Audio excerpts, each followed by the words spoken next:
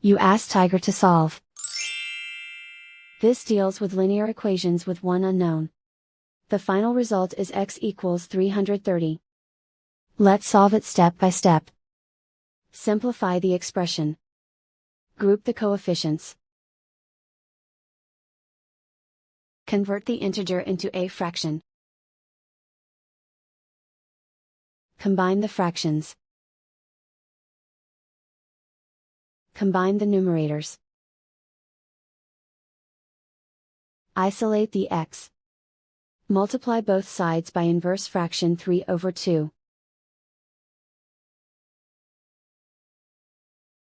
Group like terms. Multiply the coefficients. Simplify the fraction. Multiply the fractions. Simplify the arithmetic. And so the final result is x equals 330.